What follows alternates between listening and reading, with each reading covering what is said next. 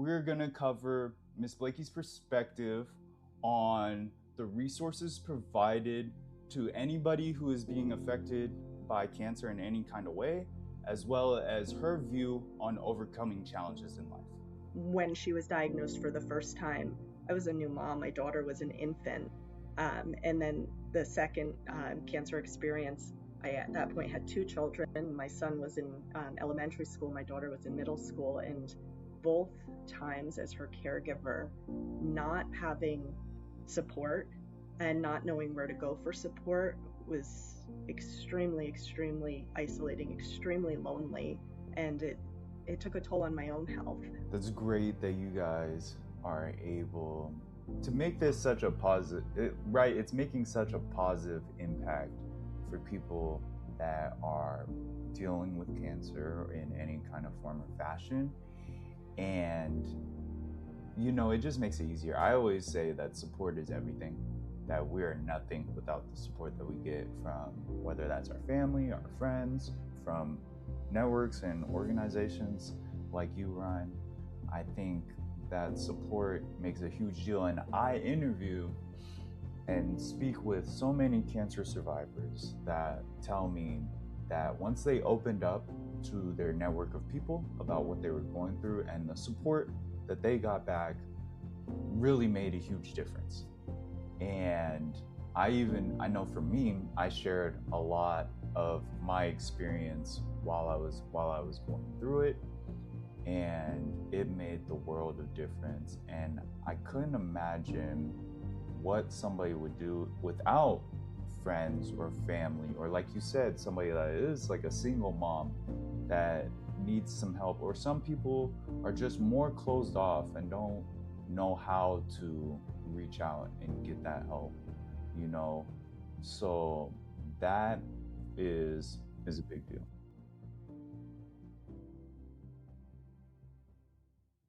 Thank you for tuning into this episode of Beast vs. Zombie. Today I have an extremely special guest with me, Miss Beth Blakey. She is the executive director and CEO of Cancer Hope Network.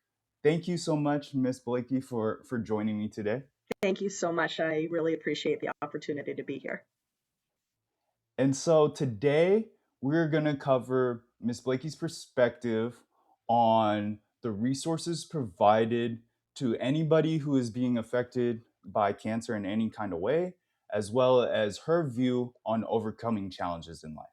So let's hop right into it. The first question that I have for you is, what kind of advice would you give to somebody overcoming any kind of challenge in their life, big or small? I know in your case, you deal with a lot of people that are dealing with a crazy thing that we call cancer. But what kind of advice would you give to somebody overcoming a challenge in their life? I think the most important piece of advice that I would give is find connection. You're never alone. Try and find, that person or those people that you can trust, that you can lean into. I think too many of us really, spend our lives, trying to build ourselves into these, beasts, right? These, strong, powerful people that we can handle anything. I can do it on my own. And, when push comes to shove, I think the most important, part of the human experience is connection. And, that's what our organization is. That's what we do. We provide connection to people who are impacted by cancer. And obviously that need, that, that importance of, finding hope through connection is what we do through our mission. But I think it applies across the board, no matter, what aspect of, life or challenge you're facing. 100%, I agree. I think, right, we are social people that we all share this space, Yeah. right? Yeah. And connection, the energy, right? Energy is contagious, Yes. right? So you feed off of other people's energy. And like in our case, when we're dealing with people that are dealing with any kind of place in the cancer world, that energy is definitely needed. Yeah. Right. Absolutely. So explain. Okay. So my first question is, how long has Hope Cancer Hope Network been around? How long has it been Yeah, established? sure. So we were actually founded in 1981. We were founded by just the most wonderful, extraordinary woman. Her name is Diane Paul, and she was an oncology nurse. I'm based here in New Jersey. We were actually founded here in New Jersey, but we're a national program. And Diane was working as an oncology nurse, and she had patients who were coming to her every day saying, I'm afraid. I'm I'm lonely. Do you know anybody, somebody maybe that you cared for as a nurse who I could speak to, who could help me feel a little bit less afraid of about what I'm about to face? And at that time, in like the late 1970s, early 1980s, there really wasn't the same sort of um, focus on the emotional and social aspects of a cancer experience, and taking care of that whole person as part of the cancer care experience. And so she created this organization. Originally we were known as Chemo Care, and then in the early 1990s we became Cancer Hope Network. And so wonderful about that transition is that Hope is literally our middle name. And it's really quite exciting to be part of an organization that's been around for, we're at our 45th year now. So That's awesome. yeah, And so, how long have you been with the organization? I've been with the organization since 2019. I joined the organization after caring for my mom. She's a two-time cancer survivor, and I learned about the organization after her experiences, after we struggled and didn't have the type of support that we needed. So, when I learned about the organization and there was an opportunity to work for it, it was quite a meaningful moment for me that I was able to take my skills and my experience and put it to work to make the world maybe a little bit less isolating for people who are going through cancer. Yes. Man, well, congratulations to your mother. I always feel weird saying I know, congratulations. I'm right? You just never so know. happy Yeah. that she's healthy Yes. and that she's overcome what she's gone through. Mhm. That's beautiful to see. And I love to hear that. I'm sure that plays a big role in why you do what you do today. Does. Outside of that, what motivates you? What kind of inspires you to be a part of an organization like Cancer Hope Network? So really, my mom's experience and my own experience as a cancer caregiver are really what motivate me. And it's not the experience itself, but what was missing from that experience. So, much like Diane founding the organization because her patients were coming to her looking for support, I joined the organization because it's support that I didn't have, and it's support that could have made just the most important difference in my life at that time. Um, when she was diagnosed for the first time, I was a new mom. My daughter was an infant. And then the second cancer experience, I at that point had two children. My son was in elementary school, my daughter was in middle school. And both times as her caregiver, not having support and not knowing where to go for support was extremely, extremely isolating, extremely lonely.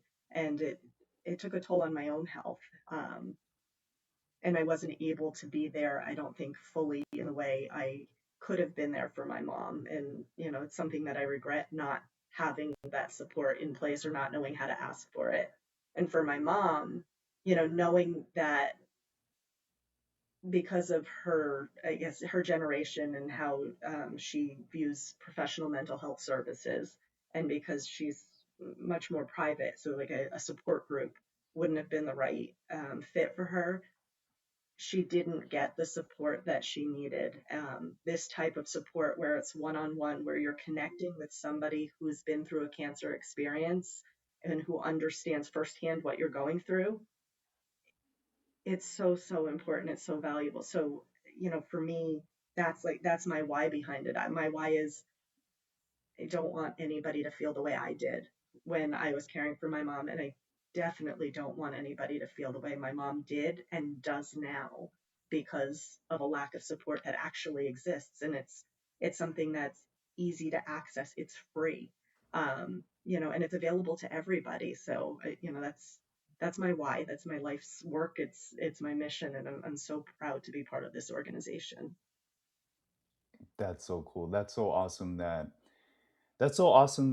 your work that you do, you feel proud of, and you're in a space where you feel good about what you're doing.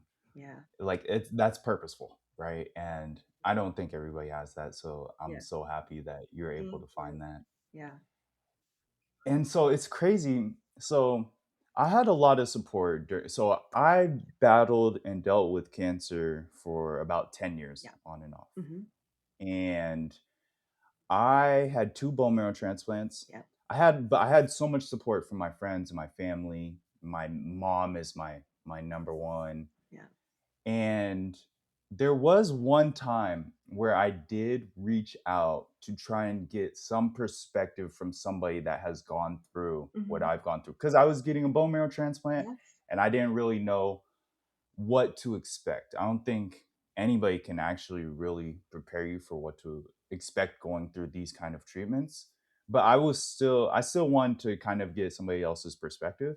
And I don't think this is very normal, but I had a very negative, how do you say it? A very negative experience. Mhm. I don't remember like how I even got connected to this person, Yeah. but basically it was very negative. His experience wasn't good, Yes. or I would assume as good as mine was. And it really just put a really bad light on it. And I kind of just rejected it. I Yeah. kind of just rejected it. I was like, I do not think that's what's going to happen to me. I'm not going to feel like he just made me feel. Yeah. So, can you explain a little bit about how Cancer Hope Network brings support, like you said, one on one to people that are in some way, form, or fashion dealing with cancer? Because just like you said, you haven't specifically had cancer, Right. but you as a caretaker, you go through this journey with your mom, Yeah. right? Like all my friends in my family, they all went through that with me. So explain a little bit on the resources you guys provide one on one. Absolutely. And first, thank you for sharing your experience. I know that's what you do, through this podcast and, on the various platforms where you have an opportunity to elevate your voice. But thank you for sharing it so openly. And I'm sorry that you had that experience. That's something that, our program kind of exists to help mitigate. So the way our program works is anybody who wants to become a mentor with our program, they go through an onboarding process. So our programs team is made up of healthcare and social work professionals. You have to be at least 1 year out of active treatment or at least 1 year out from actively caring for a loved one to volunteer for our program. Our team make sure that those people who are wanting to volunteer are in the right place mentally and emotionally to do so, right? It has to be safe for the person who's seeking support, but also for that person who is providing support. So in your case, the person that was providing you with support maybe wasn't in the right place because of their own experience, hadn't processed their own experience, hadn't processed their own grief, fears, isolation, and all of that to be able to be there for you in the way that you needed them to be there for you at that time. So that's part of our process. And then once you've completed that process, we have an extensive training program. So all of our mentors are trained to be there in a way that is safe and appropriate for the support seeker and also safe for them. So, our team is there to support our mentors every step of the way. We have a supported supporters philosophy, behind all of the work we do so that nobody has to help alone. And that's there so that experiences like the one that you went through don't happen. We want to make sure that somebody like you who's reaching out and is about to go through something that's not part of everybody's everyday experience, um, that you're able to talk to somebody to ask the questions about that practical side of that experience. What can I expect? What questions should I be asking my healthcare provider?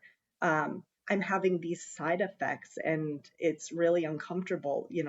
What did you do when you went through this experience? How did you manage it? Or if you didn't have those side effects, what questions should I be asking? Who should I turn to on my healthcare team to get these questions answered? That's where we come in. That's what we provide. So you know, it, it's there to put on guardrails around supportive cancer care, around, the layperson being there and connecting. I don't know if that answers your question exactly, but that's, in sharing your experience, I kind of always get a little bit sad, that those experiences happen when, there are opportunities to connect that have different kinds of outcomes. Because when you do get that support in the way that you need it, like you were saying before, you live off of that energy, and hope is a powerful thing, right? And Yes, that's what we're here for. 100%. So that's awesome. I wish I was connected to you sooner, Yeah, you know, and I mean, not everybody can always have a perfect experience, right. and by no means am I any kind of feeling wrong about what Absolutely. they were trying to provide to me. I Yeah, think it was all with good intentions. yeah, It just wasn't what I was right. thinking or what I was looking for. Yeah, So it's all good. yeah. And yes, 100% you answered my question. So what, say I'm a cancer patient Mhm. and I'm looking to get support from you guys. Like, what would that process look like for me? I'm looking for a mentor or somebody to talk to or somebody to try and get some support from and ask some questions. Hmm. What does that process or what are the steps to try and get access to your guys' resources? So there are a couple of ways you can reach us. You can either go on our website, which is cancerhopenetwork.org, and there's a button to request a mentor. There's a very brief form that you fill out, just, little basic information about yourself. And then we ask that you set up a time to meet with our programs team. Just like our mentors go through an onboarding vetting process, we ask support seekers to give us some time, with our programs team to talk about what it is they're looking for out of that connection. So, it's basic information. Are you looking to connect based on your diagnosis? Are you looking to connect based on your treatment side effects? Or maybe it's a life circumstance. So we have countless, I honestly don't know how many different points of connection that we match on. Um, there are people that will come to us and they have to work through treatment. So they want to connect with somebody who likewise had to work through treatment. But again, it can be usually the basis is people are looking to connect based on shared diagnosis, shared treatment, shared, side effects from treatment. But again, those life circumstances, so like for example, um, I am a single parent and I have limited, support. I'd like to talk to somebody else who was a single parent when they were going through their cancer experience. So things like that. You can also call us, if it's easier, if you prefer, you can call us toll free. That's 877 HOPE NET is our toll free number. And again, that involves speaking to a member of our programs team. It's about 15-minute call, and we learn about you. What is important to you as the support seeker? What is the priority in this moment? Are you looking for a one-time connection because you have an upcoming procedure and you just want to get a few questions answered from somebody who's had that procedure? Or are you looking for more of a long-term connection, somebody that you can check in with every week, from the infusion center, or once a month? What does that look like for you as a support seeker so that we can then appropriately match you with one of our over 800 mentors across the country. So it's a human-led program. I think that's really important, and something that I do want to emphasize.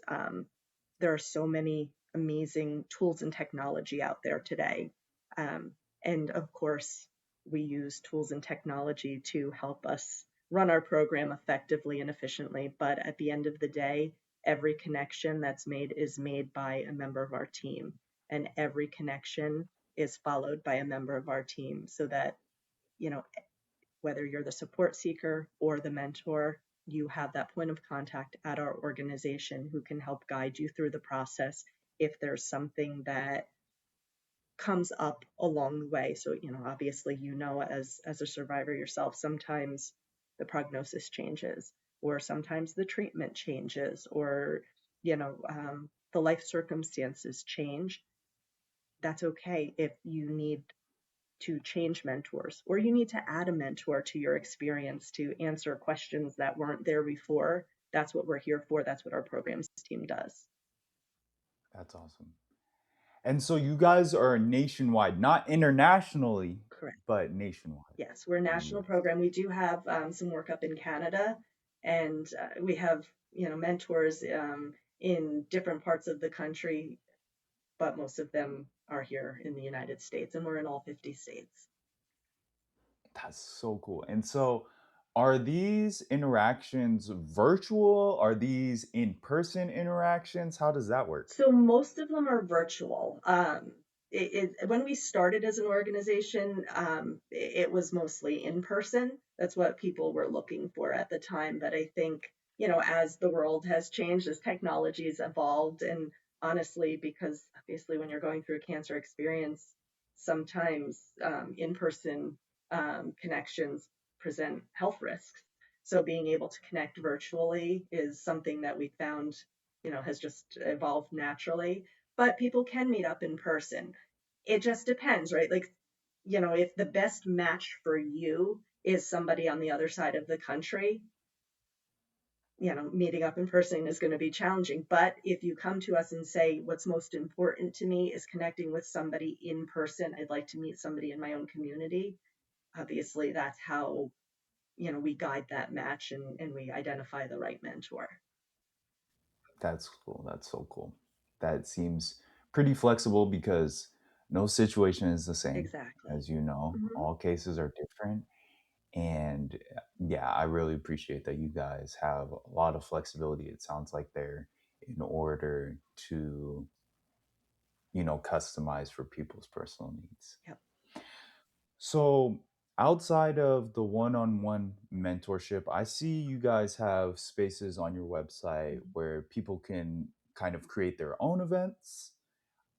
What other kind of resources do you guys provide? I see that you guys collaborate with other maybe nonprofits or other resources. Yeah. Kind of go a little bit into detail on outside of the one on one mentorship, what kind of things you guys do as far as resources in the cancer space. Sure. So the events that you referenced, that's part of our fundraising portfolio. So we are a nonprofit organization. The program that we offer is free. In order to be able to offer it for free, we do, rely on the generosity of donors, foundations, corporations, sponsors, and events. So we have a functionality, through our website where you can sign up if this is the type of mission that resonates. You can sign up on our website to host an event, whether it's a movement based event, you want to do a 5K in your community, or if you just want to gather people together for your birthday, to celebrate a milestone. All of that is available via our website. In terms of our work with other organizations and with hospitals, that's something that is central to what we do. So I said Hope is our middle name, network is our last name, right? And that's so important because at the end of the day, one-on-one peer support is just a small part of what people need when they're going through cancer. So, being part of a network, being part of a broader community of supportive cancer care is so important. So we partner with all different types of organizations to make sure that people who are coming to us for support, if they need additional resources, we have trusted relationships and we can do a warm handoff rather than just, sharing a sheet of paper that says, here's a list of organizations, or go on Google and, find it. We, really wonderful, strong relationships with these other organizations. And then in terms of hospitals, we have all different types of partnerships with hospitals across the country so that we're meeting people where they're at.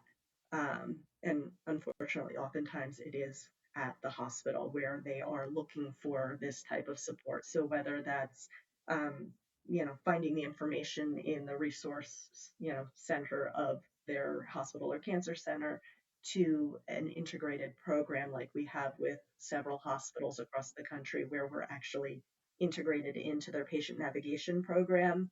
Um, again, it's a way to meet people where they're at, to make sure that they have access to this type of support where they need it, when they need it, how they need it. Cool. That's awesome. Yeah. That's that's great that you guys are able to make this such a positive, right? It's making such a positive impact for people that are dealing with cancer in any kind of form or fashion. And it just makes it easier. I always say that support is everything, Yeah. that we're nothing without the support that we get from whether that's our family, our friends, Mhm. from networks and organizations like you, Ryan. I think that support makes a huge deal. And I interview and speak with so many cancer survivors that tell me that once they opened up to their network of people Mhm. about what they were going through and the support that they got back really made a huge difference. Yeah. And I know for me, I shared a lot of my experience while I was going through it, and it made the world of difference. And I couldn't imagine what somebody would do without friends or family, or like you said, somebody that is like a single mom Yeah. that needs some help, or some people are just more closed off and don't know how to reach out and get that help Yeah. you know so that Well, is there's is there's is a also, big I'm deal. sorry, there's also, like, cultural nuance around it, and expectations, gender expectations, right? So like we know and we've seen, people are afraid to ask for help, or it's not, it doesn't fit within the, their cultural norms, their religious norms,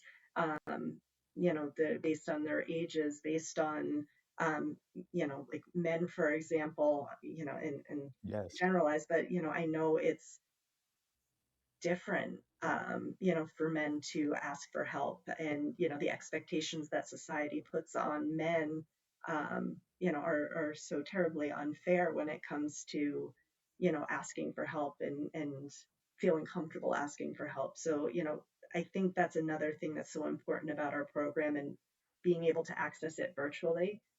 You can do that privately. So, if there are barriers, within your community, within, just your lifestyle, you can access this type of support, in a way that's, not public, in a way that, is comfortable and allows you to get the help you need in the way you need it, and step outside of your comfort zone, just, tiptoe outside, see what that looks like, and maybe hopefully open the door to other types of support. That's awesome, and that's such a big deal, right? Yeah, Like you said, like as men, it's not masculine to ask for right, help or even maybe go to the doctor, which is right. which is beyond me, whatever. Yeah, And so that's awesome that you guys are able to provide some type of, maybe you could say, privacy or whatever that looks like, but meet people where they're at, like we were yes, talking about yeah, earlier. It's very flexible. So can you explain a little bit on how you prepare, say somebody like myself, right? And I was like, "Oh, I want to be a mentor." yes. Right? How would you guys prepare me to be able to provide mentorship, resources, Mhm. or the things that somebody is looking for in a professional manner or in a manner that you guys provide as far as your service? Sure. So, like I was saying earlier, you go through a vetting process with our programs team to make sure you're in the right space to be there for somebody else. And then we have a training program. So it starts with an instructor-led live webinar-based training. And that training is not just training, but it's further assessment, right? It gives us an opportunity to see how our mentors interact with each other, how they tell their stories, how they practice active listening. So that's, part of the process, and that's something that's incorporated into our training, right? It's active listening. It's how to share your story in a way that's appropriate in this type of environment. It's learning about boundaries and self-care, because if you're going to put yourself out there in this way and kind of live in your own trauma on an ongoing basis so that you can be there for somebody else, how do you protect yourself? How do you establish personal boundaries? And how do you step back when you need to? What does that look like? What does self care look like and feel like? And then, our processes, our procedures, and, it's quite extensive. It's quite robust. It's training that's been developed over 45 years, so it's really wonderful. And then from there, we have additional self-led training modules that all of our mentors, have to complete before they're officially ready to be matched with a mentee. On an ongoing basis, we do provide continuing education. We are here to support our mentors, evolving health literacy, making sure that our mentors are prepared, that they are aware of issues that are coming up for other mentors, so that if something comes up for them, they know how to handle it. And one of the most wonderful parts of our program, I think, on the mentor side, is the fact that we bring our mentors together every month. They meet up. It's a virtual, obviously, with a national program. It's a virtual meetup, but it's an opportunity for our mentors to connect with each other, to support one another, because post-treatment survivorship is hard, right? It's hard. There's something new every day, and there's a lifelong journey of healing that goes on. So being able to be on that journey with somebody else, or with many somebody's else, is really wonderful. But we use those monthly meetups to offer continuing education, to come together to talk about issues, in peer mentorship, news and information in the oncology space, and resources. What resources are out there? What resources did you, as a survivor, find most helpful to you, so that we can continue to build our relationships with other organizations and be knowledgeable, and share our knowledge with one another. That's awesome. That's so cool that, right, like you said, you have like a 40-year Yeah. training process that you guys have kind of vetted out. Yeah. I'm sure there's been a couple bumps along the way Sure. that you guys have Yeah. have figured out and things like that.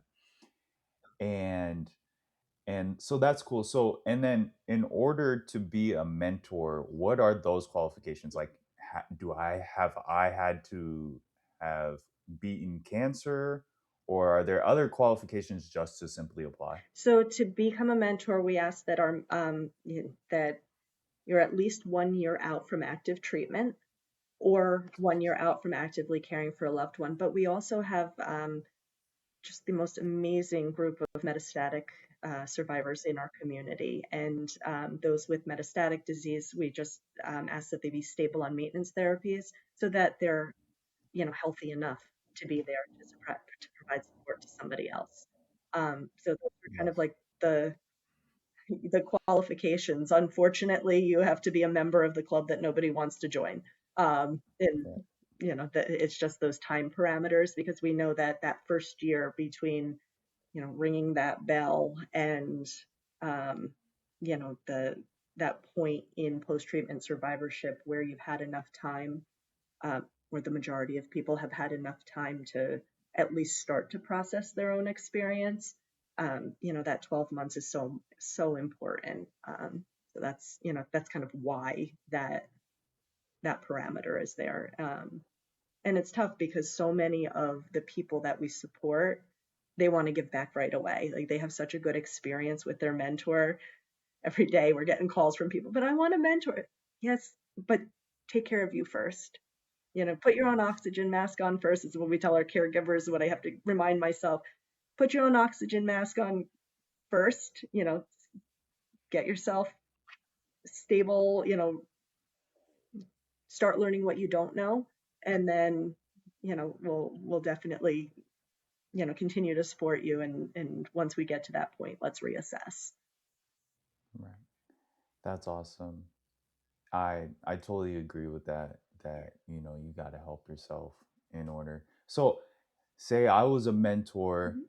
how many possible people would I be mentoring, or how many mentees does an average mentor have? It really depends. It depends on the cancer type, and it depends on the treatment. It depends on the support seekers who are coming to us. So, those who are survivors of rare cancer diagnoses, right? They might be connected less frequently because cancer is rarer versus, maybe a breast cancer mentor might be connected more frequently because unfortunately it's just a more common diagnosis.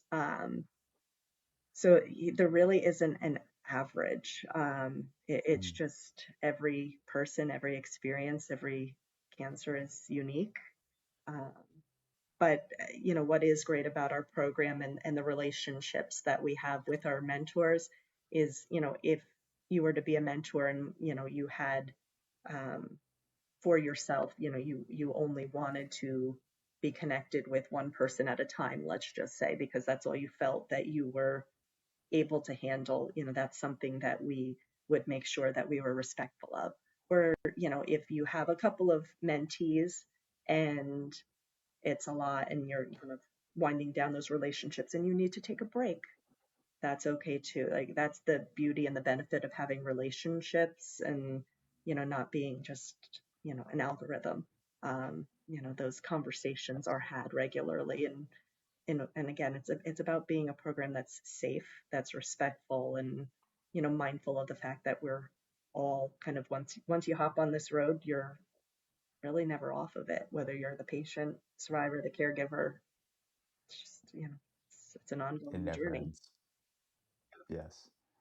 Right. Like even I've beat cancer for what it's 2026, so about 4-ish years. Yeah, And right, I still go. I went last week for a 6-month checkup, yeah, and right, it's ongoing, and so yeah, it never ends.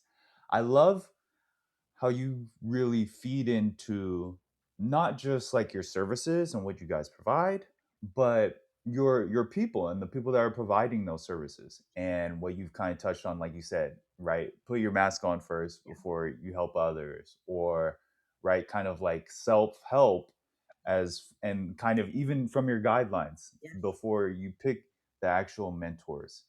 And so a question for me would be, what do you guys do kind of from a mental health perspective for your guys' mentors, or what do you do for yourself dealing with all of these kind of situations, or working in a space where you're hearing a lot of stories that could feel very heavy, yeah. right? What kind of things do you guys do to kind of continue to have a positive mindset and stay mentally healthy? Yeah. So I'll start with that part of the question. Um, I am so, so blessed to be part of a team. We are small but mighty in terms of our staff. But it's just an extraordinary team, and all of us have been impacted by cancer in one way or another, either as caregivers or as survivors. So I think we all bring that perspective into the room.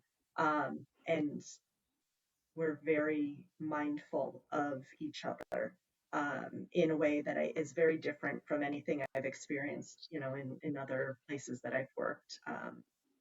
There's something there's something different, in this space, right, where you know what real fear looks like. You know what real tragedy looks like, and we've all lost so many people, and um, felt so much grief that we're mindful in a different way of each other and respectful in a different way of each other. So like one small thing, as an organization, in addition to like your traditional paid time off, right? Your sick days, your vacation days, we do have paid and are required.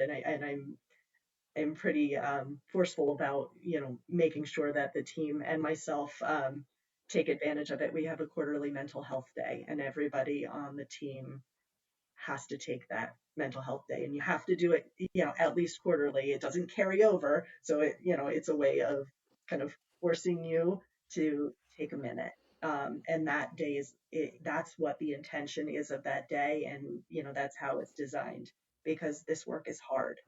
um, it's it's so hard, and especially our programs team. Every day they're on the phone with people who are going through cancer. Every day, we're hearing these stories, and it's inspiring. Um, it's so inspiring, but it's also so heavy. So making sure that we have the time to step back from it, making sure that we have the tools and the resources, making sure that we're there for each other and encouraging each other. And I think in this space, and the team that we are and that we have, it's intuitive. Like I had a call the other day with one of my colleagues, and she just I wasn't thinking anything of it. I was having a hard day, and I just I started talking and going through the meeting, and she just stopped me and she said, "Stop. Are you okay? What's going on?" And it's that type of care that that we bring to our mentors, to our mentees, but also to each other. It's not just lip service. It's not just training. It's how we treat each other. It's how we respond, to those around us. It's how we live and interact with one another every day. So that's kind of how we care for our mental health.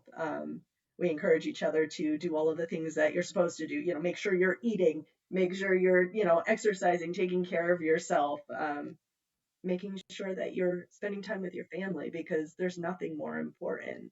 And creating structures as an organization that allow for that. Um, and then, for our mentors, again, those monthly meetups are so, so important to checking in and to making sure that we're all caring for each other, caring for our mental health, bringing in outside facilitators to talk about self care, and what that looks like. And, we've had some just amazing people come in and talk about all different ways of self care, whether it's yoga or journaling or, you know, um, exercising, connection, whatever that looks like. So, That's so cool. That's awesome. It's, I always say the best things happen in teams, yeah, right? And it goes back to what we've been talking about this whole time: support and other people, and feeding off of that energy. So it really sounds like you guys just are a big bunch of caring people that are just trying to make this world a better place. So that's really awesome. That it's really awesome that you're able to work around people that, you know like you said, family is the most important thing. To be able to understand, what really matters, what's really important, mhm, and have those kind of perspectives, even in just a day-to-day work day. So that's awesome. I love to hear that. It sounds like you guys are all taking care of each other. yeah, And right, again, yeah, that feeds into the services you guys provide, right? exactly. And because it's so important, I would imagine, for a mentor to be able to come to a person and be able to share experiences in a positive light, and be able to have good feeling energy, and not be weighed down by circumstances that could be going on in their life, Yeah. or another mentee that they're dealing with, right? And things like that. It I could imagine it probably takes a pretty strong-minded person to be able to be a mentor, or like you're the CEO, to be in your space and to be working around all of this. Nothing but applaud to all of you guys. This is really cool. And so moving forward, Hmm. like kind of looking into the future, Okay. what do you see as maybe trends in like the resource space, or what are some things that you are doing to gear up for the future, or to try and bring some better services from your guys' organization? Sure. So, unfortunately, there has been, such a tremendous increase in the number of young people who are being diagnosed with cancer, right? I'm looking at one right now, right? Um, Yes. it's it's um, it's scary. And so we have, over the last few years, we have been welcoming more and more young adults to our mentor network, and that's been wonderful because now, and as these trends unfortunately continue, we need to be prepared to make sure that we can have those conversations, that we have the young adults who can have conversations with young adults who are diagnosed and going through cancer.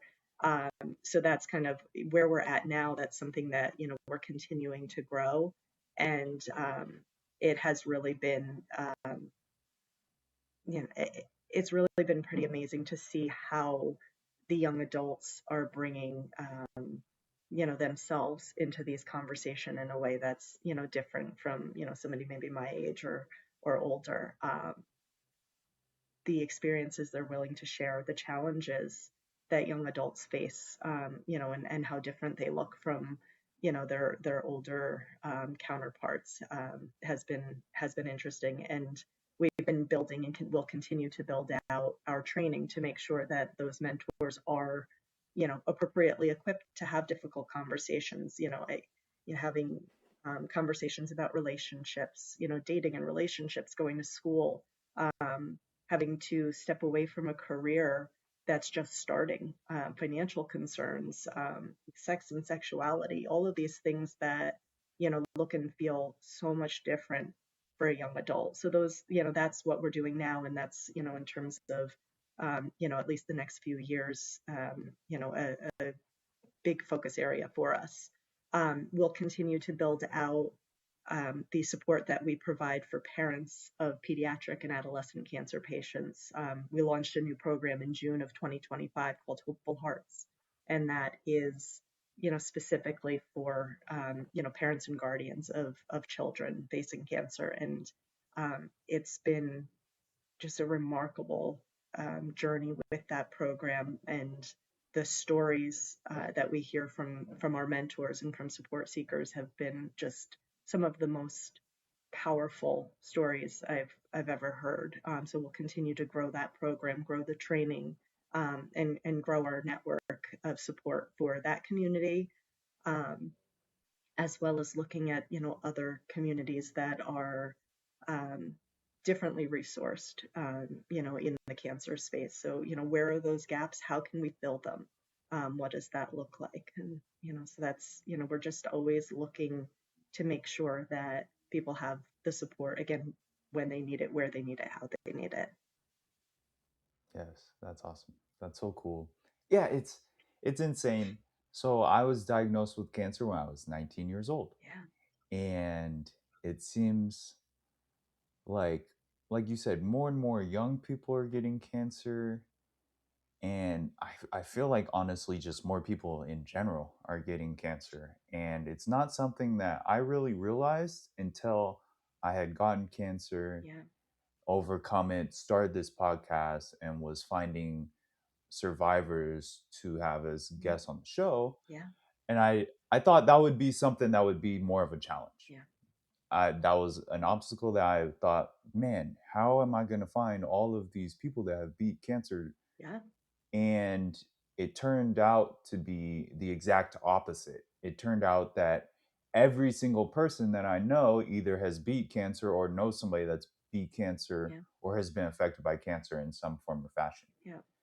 And that's just something that I just never imagined, because before all of this, growing up, right, like, you never, cancer is something you never think you get till you got it. Yeah. It's never something that you think would ever happen to you, Mm-hmm. especially growing up. I was always an athlete. I was always extremely in good shape. I never thought that something like cancer would ever affect me. Right.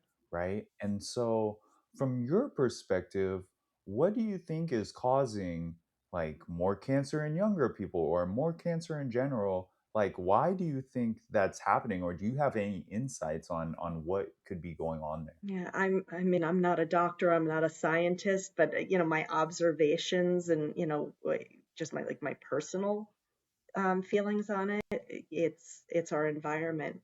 It's, the way we take care of ourselves. It's the stress. It's the food that we eat.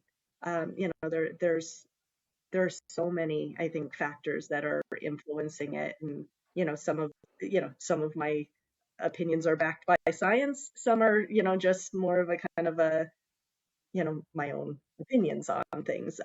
But yeah, we live in such a different world than the generations that came before us.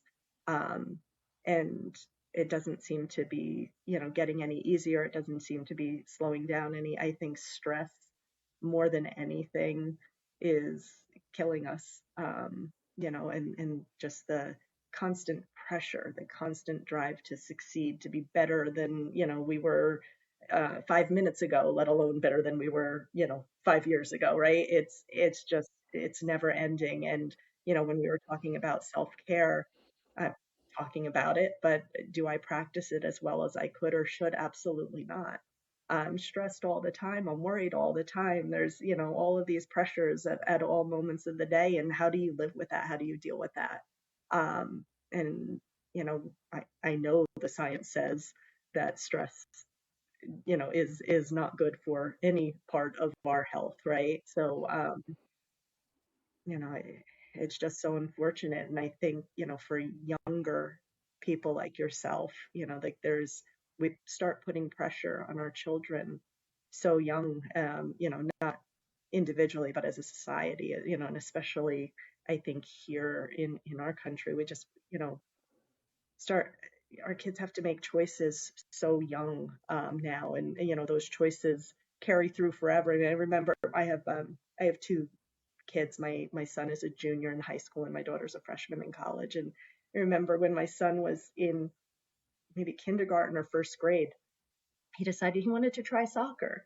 And it was this monumental decision because it was like, okay, if he plays soccer, like he's locked in for soccer, right? Like, what happened to the days where you could play, baseball and soccer and football and do all of the different sports and try them out, but it was like right into the competitive, and like the travel teams started so early, and I'm thinking that's a lot of stress. That's a lot of pressure on my little boy, right? Or my daughter with she's involved with music and the arts, and it's like she started that a little bit later. She really got more into that. She's always loved music, but she started really focusing in on it in middle school, and by then it was like she felt like she was so far behind because she didn't start it when she was in preschool. Like, what does that type of stress do to you, long term, when you're starting to worry,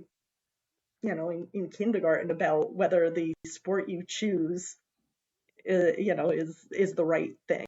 I don't know that. I mean, it's a little silly, but that's kind of something I worry about as a mom, and think about with my kids, and worry that that kind of stress will impact their health over time. Yes, stress is real, It is. and society and technology just keeps speeding the world up, Yeah. right? I I had my first flip phone when I was in 6th grade. Yep. I was 12 years old. So before then, I didn't have a phone, let alone a computer in my pocket. Yeah. So life was much slower, right? To talk to my friend, I might have to ride my bike to his house before I could talk to him, Yeah. opposed to I could just give him a phone call. Or if I did make a phone call, it had to be to his house phone. Yep. And if he wasn't there Hmm. and he was somewhere else, then I might have to find him. Or, Yep. right, we had to meet at one place Mhm. at a certain time. And if you didn't meet there, then we would be concerned, right? Yeah.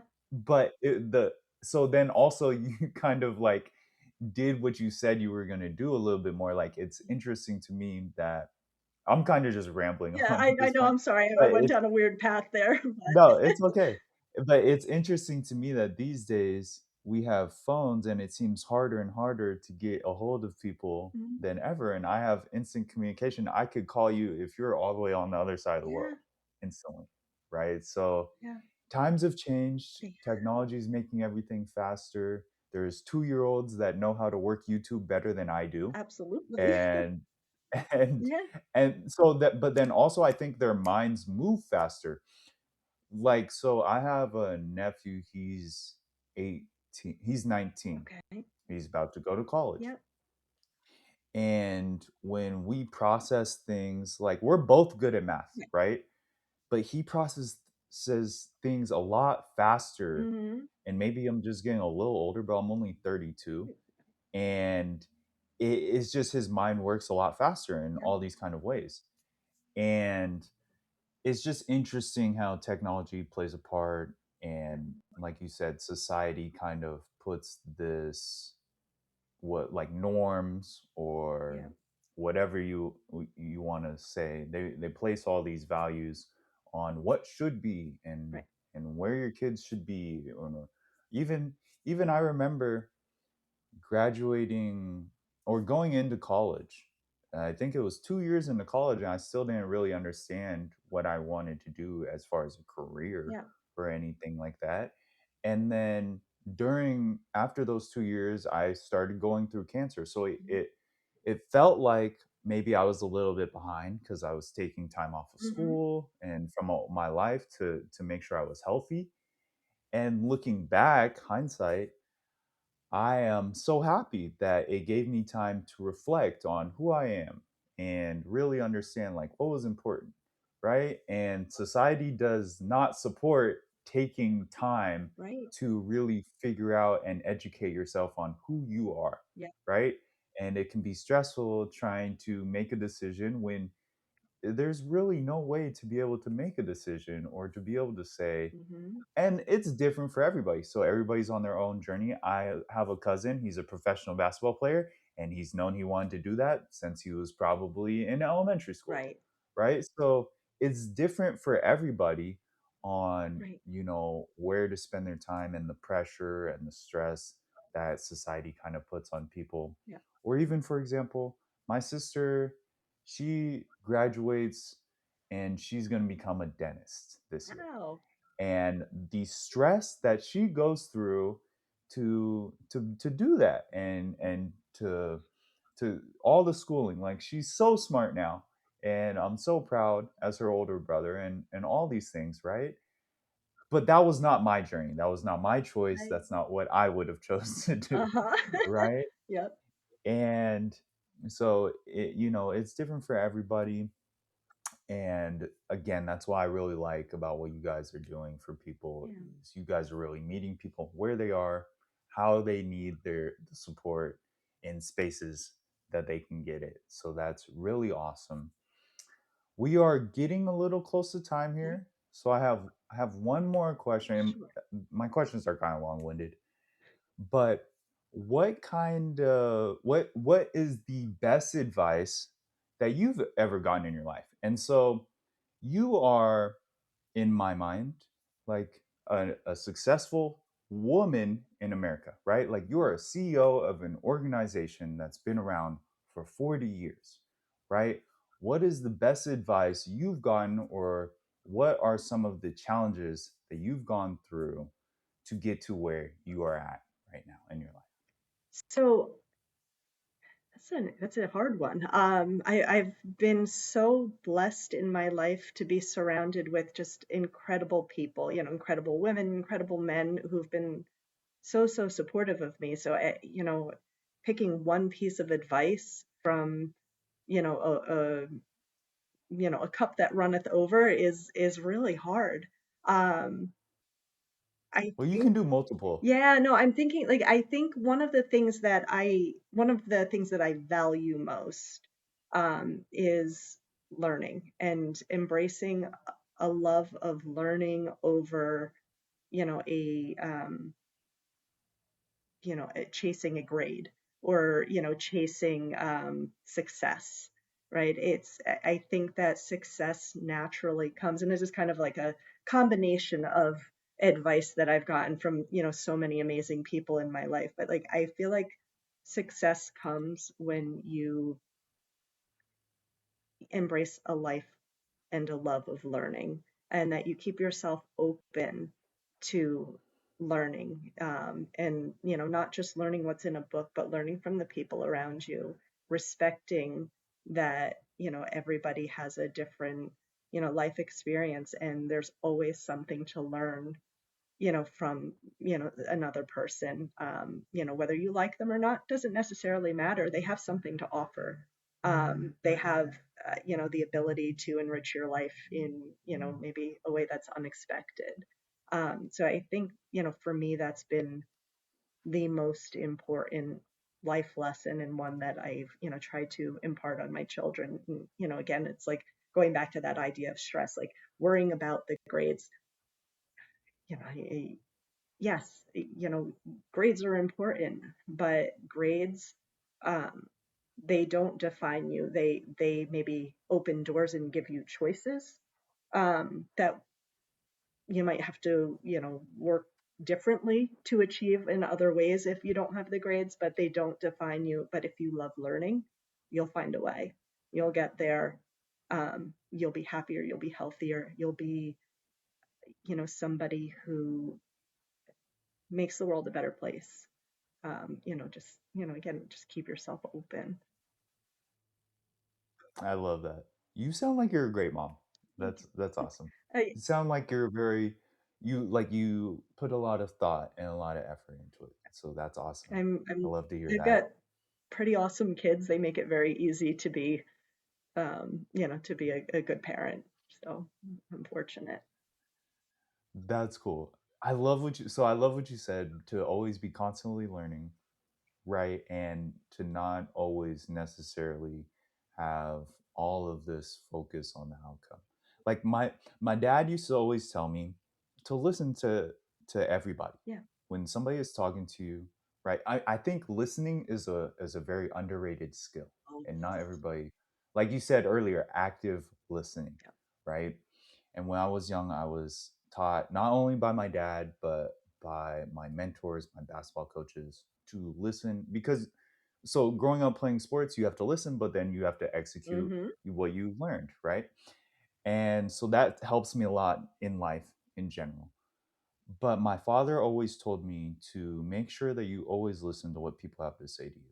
Because even if they're telling you something that is wrong Mm-hmm. or is inaccurate, right? You still are learning, like you said, you're still learning something not to do or a way not to do it, Right. right? Yeah.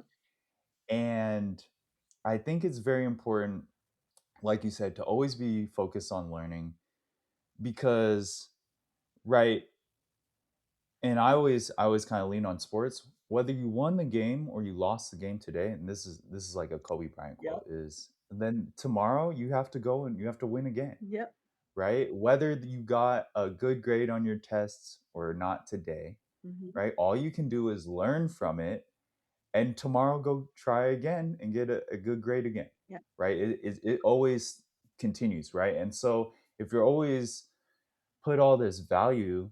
I was reading this in a book like yesterday. If you ever always are holding value on the outcome, Mm-hmm. right? Like say, oh, I want to get $1 million, and you get to $1 million, it depend. I'm sure it'll feel great, right? But then, It might not feel as good as you thought, right. right? Yeah. Either way, you're gonna be like, okay, now I want to make you're gonna have another goal, Mm-hmm. right?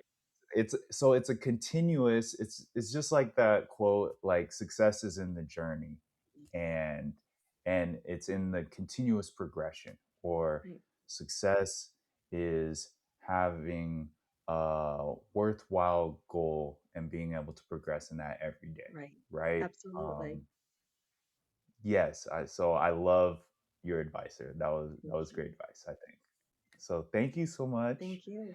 That is all we have today on this episode of Beast vs. Zombie. Miss Blakey, could you please share again where people can find your guys' website and how people could possibly get involved with Cancer Hope Network? Absolutely. Thank you. So our website is cancerhopenetwork.org. You can use our website to either get help or to give help. So whether you want to become a mentor or whether you're looking to connect with somebody, you can do that via our website, or you can call our toll-free number, which is 877 HOPE NET. And again, thank you for this opportunity. Thank you for the chance to share our mission and our work with your audience. We're deeply grateful, and again, thank you for sharing your story and using your platform, in such an important way.